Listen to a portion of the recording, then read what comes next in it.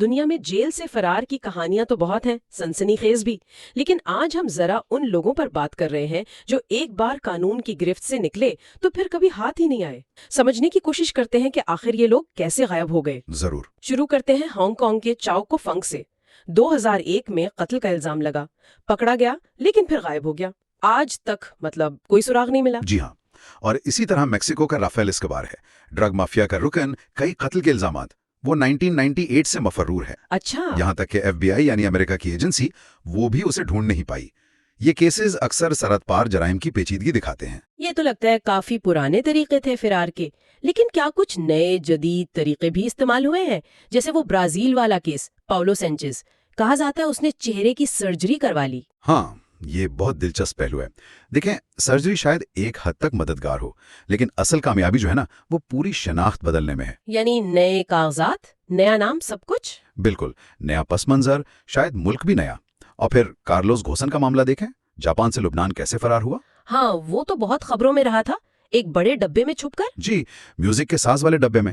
یہ ظاہر کرتا ہے کہ اگر آپ کے پاس وسائل ہوں، اچھی منصوبہ بندی ہو اور شاید اندر سے کوئی مدد بھی مل جائے تو آپ جدید سیکیورٹی کو بھی چکما دے سکتے ہیں۔ حیرانی کی بات ہے، یعنی پیسہ اور اثر و رسوخ بہت اہم کردار ادا کرتے ہیں۔ اچھا، اور ٹیکنالوجی کا کیا کردار ہے؟ سنگاپور کے ولی لم کا نام آیا ہے جو سائبر کرائم کرتا تھا۔ بالکل، ولی لم جیسے مجرم ایک نئی قسم کے چیلنج ہیں۔ یہ ڈیجیٹل دنیا کے مجرم ہیں۔ اچھا، وہ انٹرنیٹ، کرپٹو کرنسی وغیرہ استعمال کر کے اپنی شناخت، اپنی حرکتیں، یہاں تک کہ پیسے کا لین دین بھی چھپا لیتے ہیں۔ یہ اداروں کے لیے بالکل ایک نیا میدان جنگ ہے۔ تو کچھ لوگ وسائل سے بچ نکلتے ہیں، کچھ ٹیکنالوجی سے، اور کچھ شاید سسٹم کی کمزوریوں کا فائدہ اٹھاتے ہیں۔ جی ہاں، جیسے امریکہ کا جیمز کیونن، وہ تو FBI کی موسٹ وانٹڈ لسٹ پر ہے، پھر بھی بار بار بچ نکلتا ہے۔ صحیح۔ جیمز کیونن جیسے کیسز میں اکثر یہ ہوتا ہے کہ مجرم مسلسل جگہ بدلتے رہتے ہیں، شناخت بدلتے ہیں، اور شاید ان کے مقامی نیٹ ورکس ہوتے ہیں جو مدد کرتے ہیں۔ اور ترکی کا علی کمال رشید؟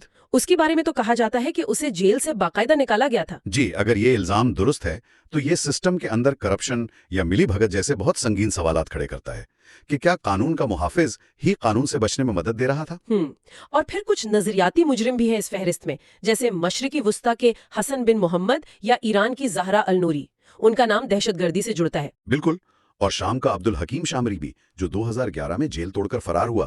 یہ لوگ کیسے گرفت میں نہیں آتے؟ انٹرپول وغیرہ کیا کرتی ہے؟ دیکھیں، ان معاملات میں اکثر بین الاقوامی سیاست آڑے آ جاتی ہے۔ کچھ ممالک شاید انہیں پناہ دے دیتے ہوں، یا پھر مختلف ملکوں کے قانون اور تعاون کی کمی رکاوٹ بنتی ہے۔ انٹرپول معلومات تو دے سکتی ہے، لیکن گرفتاری اور حوالگی ایک پیچیدہ قانونی اور سیاسی عمل ہے۔ تو مجموعی طور پر اگر دیکھیں، یہ صرف چند افراد کی کہانیاں نہیں ہیں، یہ تو پورے نظام کی ایک تصویر دکھاتی ہیں۔ جی ہاں، جہاں ٹیکنالوجی، پیسہ، بین الاقوامی تعلقات اور انسانی چالاکی سب اپنا اپنا کردار ادا کر رہے ہیں۔ یہ واقعی ظاہر کرتا ہے کہ قانون کی پہنچ لامحدود نہیں ہے، اس کی بھی حدود ہیں۔ یقیناً، اور ان افراد کا اتنے لمبے عرصے تک آزاد رہنا یہ انصاف کے تصور پر ہی ایک سوال ہے۔ اتنی ٹیکنالوجی اور عالمی تعاون کے باوجود ان کا نہ پکڑا جانا یہ بتاتا ہے کہ سسٹم میں اب بھی خلا موجود ہیں۔ اور آخر میں ایک سوال ذہن میں آتا ہے، کیا یہ ممکن ہے کہ ان میں سے کچھ لوگ آج ہمارے آس پاس ہی ہوں، ایک عام سی زندگی گزار رہے ہوں، اپنی اصل شناخت چھپائے ہوئے؟ یہ ایک پریشان کن خیال ہے، لیکن ناممکن نہیں۔ اور اگر ایسا ہے تو پھر انصاف کے نظام پر عوام کے اعتماد کا کیا بنے گا؟